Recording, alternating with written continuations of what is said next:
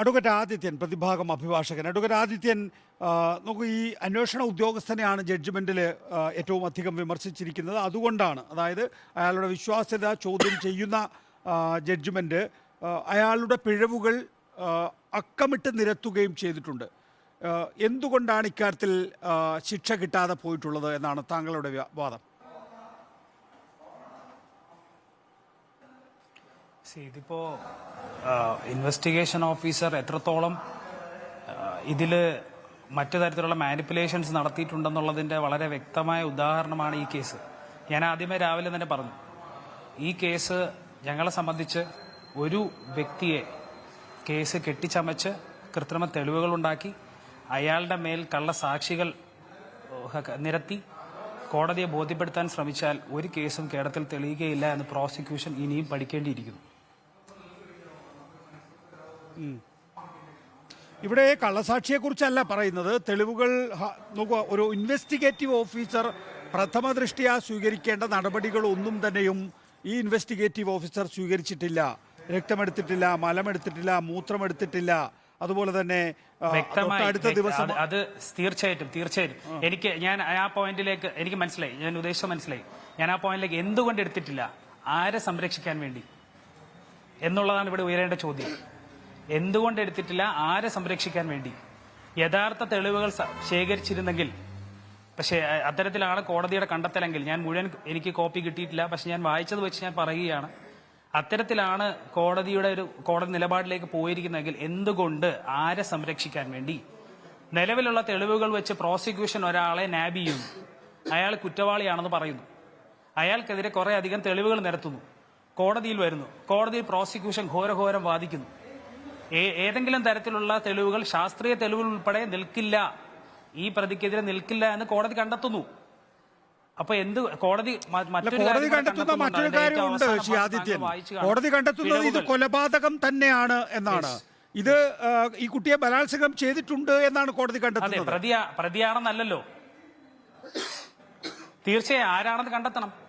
അതിന് ഞങ്ങളും പറഞ്ഞല്ലോ ഓൾറെഡി. ഞങ്ങളതിന് റീഇൻവെസ്റ്റിഗേഷൻ ഡിമാൻഡ് ചെയ്യുക. അതും ഈ കേരള പോലീസിനെ കൊണ്ടല്ല, ഞാൻ പറഞ്ഞു രാവിലെ താങ്കളോട് തന്നെ, അത് സ്പെഷ്യലൈസ്ഡ് ഏജൻസിയെ കൊണ്ട് തന്നെ ഞങ്ങൾ റീഇൻവെസ്റ്റിഗേഷൻ ഡിമാൻഡ് ചെയ്ത് മുന്നോട്ട് പോവാണ്. കാരണം ഞങ്ങൾക്ക് അറിയണം എവിടെയാണ് കോൺസ്പിറസി നടന്നത്. ഒരു കുട്ടി മരിച്ചു, ആ കുട്ടി മരിച്ചതിന്റെ ഉത്തരവാദിത്തം ഒരാളിലേക്ക് കെട്ടിവെക്കാൻ ആരൊക്കെ കോൺസ്പിറസി നടത്തി, അത് ഞങ്ങൾക്കും അറിയണം. അതും പുറത്തു വരട്ടെ. നോക്കൂ, ഇതിനകത്തുള്ള പ്രധാനപ്പെട്ട പ്രശ്നം ഒന്ന്, ഇത് കൊലപാതകമാണ് എന്ന് ഇന്നത്തെ വിധിന്യായത്തിൽ ഖണ്ഡിതമായി പറയുന്നു, അർത്ഥശങ്കയ്ക്കിടയില്ലാത്ത വിധം പറയുന്നു. ഒന്ന്. രണ്ടാമത്തേത്, ഈ പെൺകുട്ടി ക്രൂരമായ ബലാത്സംഗത്തിന് ഇരയാക്കപ്പെട്ടിട്ടുമുണ്ട്. അത് 2 വർഷം നീണ്ട ബലാത്സംഗമാണ് എന്നുള്ളതാണ് പോലീസ് കേസ്. അങ്ങനെയാണ് കുറ്റപത്രത്തിൽ പറയുകയും ചെയ്യുന്നത്. അപ്പോൾ അതിക്രൂരമായി പീഡനത്തിന് ഇരയായ ഒരു പെൺകുട്ടി ഒരു ദിവസം മോഹാലസ്യപ്പെടുന്നു, ഇയാൾ ആ പെൺകുട്ടിയെ കെട്ടിത്തൂക്കി കൊല്ലുന്നു. ഇപ്പോൾ താങ്കളുടെ വാദം എന്ന് പറയുന്നത് അത് ഇയാളായിരിക്കില്ല എന്നുള്ളതാണ്. നമുക്ക് ഒരാൾ വേണമല്ലോ അതിന്, അതാരാണ്? അതെ, അതാണ് പ്രധാനപ്പെട്ട പ്രശ്നം. നോക്കൂ അഡ്വക്കേറ്റ്, കൂട്ടിച്ചേർക്കട്ടെ, അവിടെയാണ് പ്രധാനപ്പെട്ടത്. നോക്കൂ, അവിടെയാണ് പ്രധാനപ്പെട്ട കാര്യം ജഡ്ജ്മെന്റിലുള്ളത്. ഈ പറയുന്ന ആ ദിവസം തന്നെ അന്വേഷണ ഉദ്യോഗസ്ഥരെത്തിയില്ല, അവിടെ പ്രാഥമികമായി എടുക്കേണ്ട മഹസർ എടുത്തില്ല, അതുപോലെ തന്നെ ഈ പറയുന്ന തെളിവുകൾ എടുത്തില്ല, ഫോറൻസിക് പരിശോധന എടുത്തിട്ടില്ല, വിരലടയാള വിദഗ്ധരെ കൊണ്ടുവന്നിട്ടില്ല.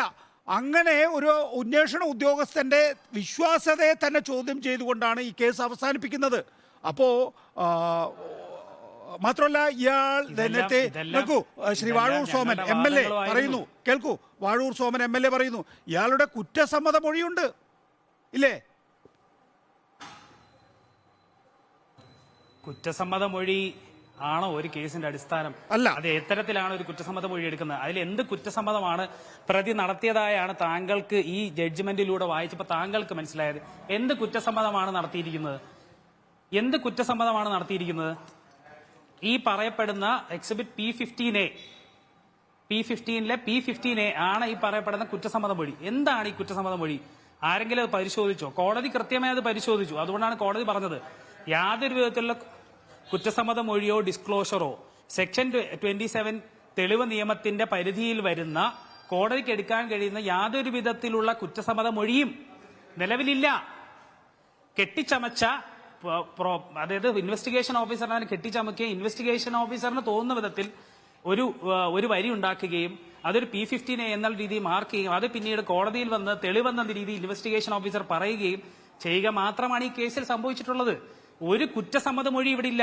കുറ്റസമ്മത മൊഴി അടിസ്ഥാനപ്പെടുത്തിയാണെങ്കിൽ പിന്നെ പോലീസിനെ ശിക്ഷിച്ചാൽ പോരെ, കോടതിയുടെ ആവശ്യമില്ലല്ലോ. പോലീസിന് മുമ്പ് പറയുന്നതിനാണെങ്കിൽ പിന്നെ പോലീസിനെ ശിക്ഷിച്ചാൽ മതിയല്ലോ, കോടതിയുടെ ആവശ്യമില്ലല്ലോ. അല്ല, അത് വളരെ പ്രധാനപ്പെട്ട കാര്യമാണോ, ശരിയുമാണ്. കുറ്റസമ്മത മൊഴിയുടെ അടിസ്ഥാനത്തിലൊന്നും അല്ല സാധാരണഗതിയിൽ പ്രതിയെ ശിക്ഷിക്കുക, തെളിവ് ശേഖരണത്തിന്റെ അടിസ്ഥാനത്തിലാണ്. പക്ഷെ ഇവിടെ വിചിത്രമായ ഒരു കാര്യം സാധാരണഗതിയിലല്ല സാർ, പൂർത്തിയാക്കട്ടെ. സാധാരണഗതിയിലല്ല സാർ. അല്ല, അഡ്വക്കേറ്റ് ആദ്യത്തെ കേൾക്കൂ.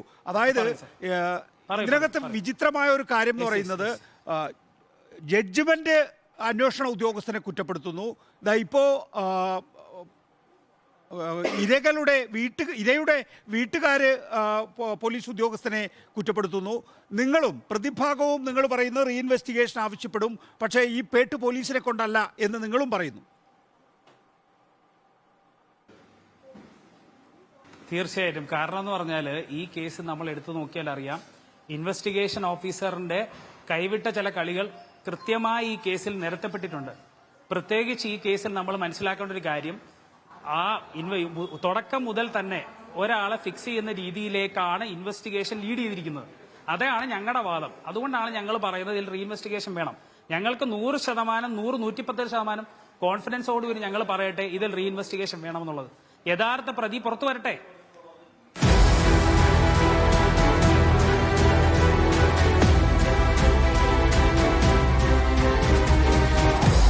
Debate with MV Nikesh Kumar.